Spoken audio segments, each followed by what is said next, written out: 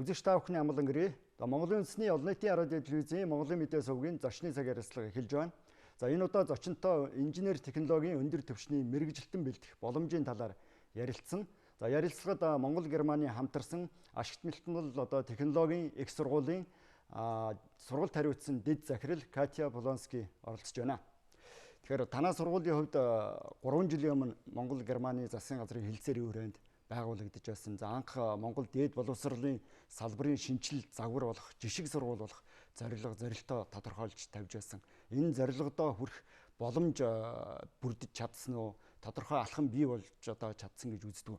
So yes, thank you for inviting me and За юуны төрөнд намайг урьж оролцуулсанд баярлалаа. Тэгээд Монгол Германы хамтарсан ашигт малтмал технологийн их сургууль нь 2 орны засгийн газруудын санаачлахаар 2013 онд анх үүсгэн байгуулагдсан. Төрийн өмчийн их сургууль байгаамаа.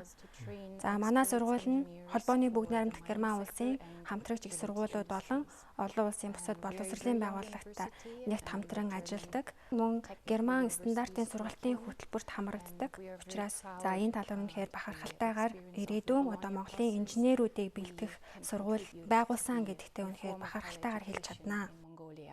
in various ways. Тэгэхээр дээд боловсролын загвар шинжиллийн жишг сургууль болох гэдгийг ямар ойлголтын хүрээнд илүү авч үзэх ёстой. Танаа сургууль тухайлбал энэ шинжиллийн ямар тодорхой алхмуудыг бий болгож чадсан байна.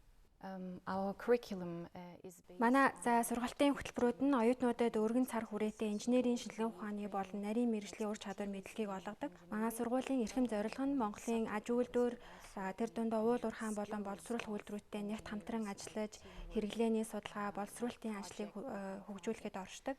За оюутнууд маань бас мэргэжлээ эзэмших өөрийн ур чадвартай тохирсон арга замыг олохдоо тухайн мэргэжилдээ тохирсон дадлага хийдгээрээ бас онцлогтой байгаа.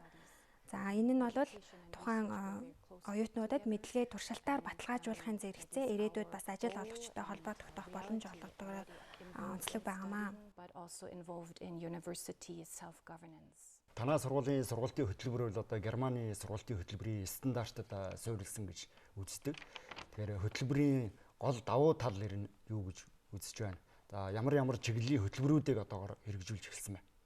GMIT currently offers Манай сургууль 4 бакалаврын анги болон 1 магистрийн ангийн хөтөлбөрийг хэрэгжүүлж байгаа. За одоогоор бид дараа сургалтын хөтөлбөрүүдийг хэрэгжүүлж байгаа. За уул уурхаан боловсруулах инженерийн бакалавр, механик инженерийн бакалавр, хүрээлэн буй орчны инженерийн бакалавр, үйлдвэрийн эдийн засагч инженерийн бакалавр, за тэгээд магистрийн байгалийн нөөц хүрээлэн буй орчны олон улсын менежментийн хөтөлбөрийг хэрэгжүүлж байгаа. Онцлог давуу тал гэх юм бол Германы сургалтын хөтөлбөрт суурилдгаараа онцлог байгаа. За мөн хөдөлмөрийн зах зээл дээр хэрэгцээтэй байгаа мэргэжлэлээр судалж байгаад за тухайн мэргэжлэлээр цаашид Монголын инженерүүдийг бэлтгэх зорилготой